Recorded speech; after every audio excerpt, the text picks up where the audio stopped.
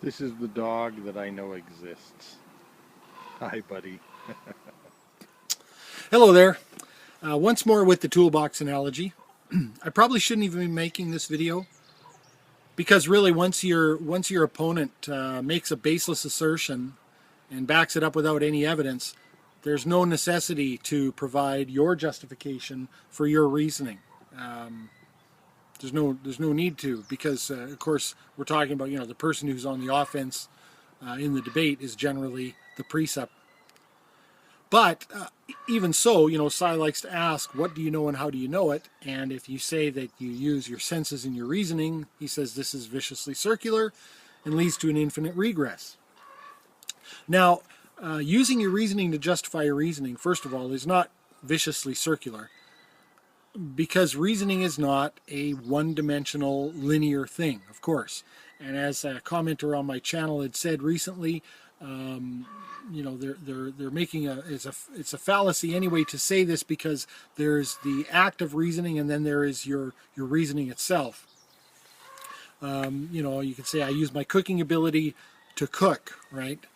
At any rate, Sye likes to use a little example. He'll say, how do you know A? Well, because of B. And how do you know B? Well, because of C. And how do you know C? And of course, this goes on in a linear fashion and leads to an infinite regress. And of course, he postulates the only way to get out of the infinite regress is to have infinite knowledge, which I find ironic that he says, that the infinite knowledge would stop the infinite regress. The only person capable of infinite regress would be someone with infinite knowledge, right? Not us finite beings. At any rate, this is a linear fashion argument, and it ignores the parallel fashion in the way we think. Okay, so for instance, there's one example he gives. He says, "How do you know you're standing there?" Well, I can see my feet. Well, how do you know your eyes are working? And of course and how do you know, and how do you know, and it's all linear. But of course, how do I know I'm standing here? Well, I don't go linear.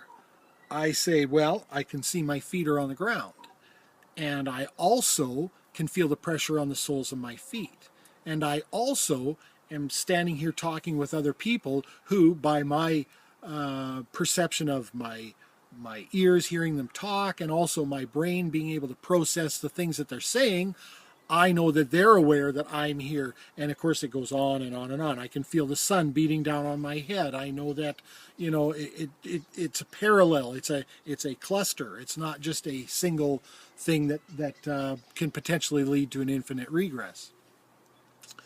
Now, when it comes to reasoning, of course we've got sense data and reasoning. And Sye likes to say, he always likes to take on this little lisp when he pretends to be the atheist. He'll say, well, I use my reasoning to justify my reasoning, and I use he always slows down like he's really thinking hard, because these atheists aren't too slick.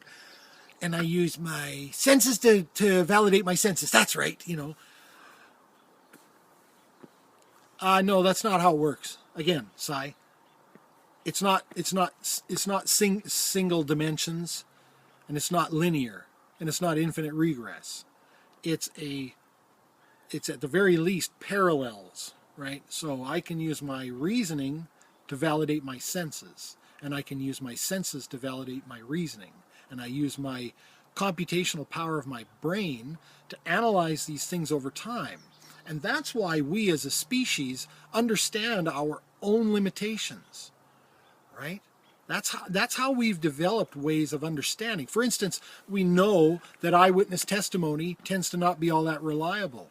Not necessarily because people don't see things very well, but because of the way people react in the moment in a traumatic event or any of that sort of thing, or just even sometimes their memories or the way that our perceptions are colored by different things.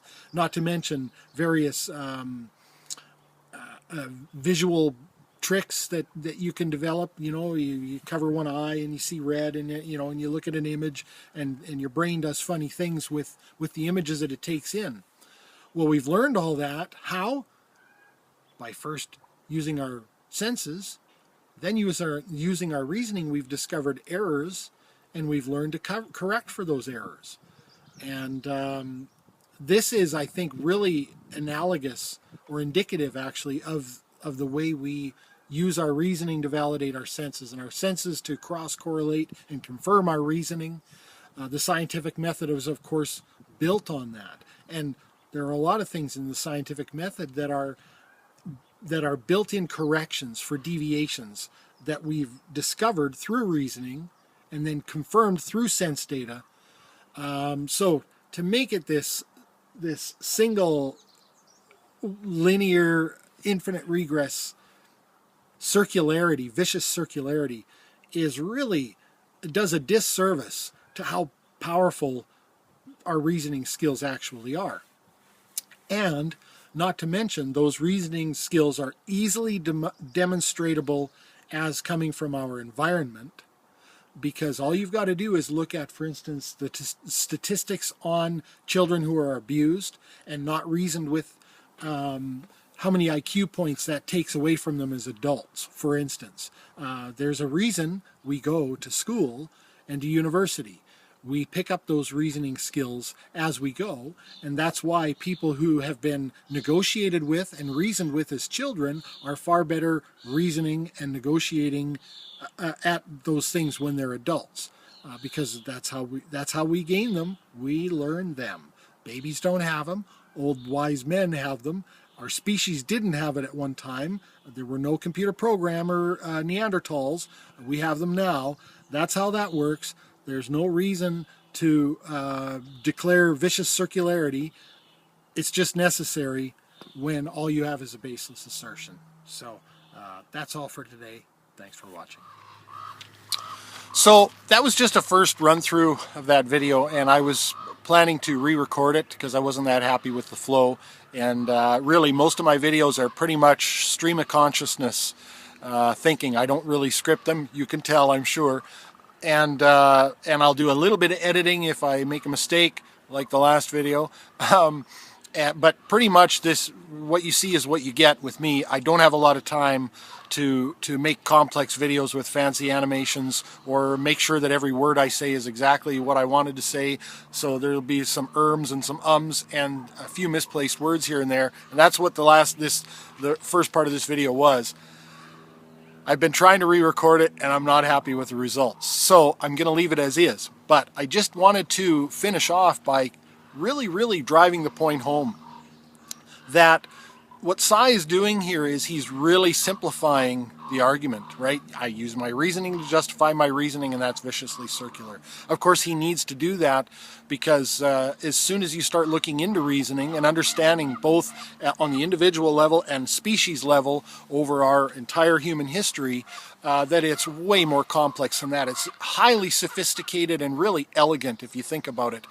I think the most elegant part of our reasoning over time is the ability to identify the flaws in our sense data and the flaws in our reasoning. I mean, really, I know a lot of people discount philosophy, but that's really what philosophy is all about, is trying to understand, do our reasoning skills, does our reasoning reflect accurately our world, and does it have any utility?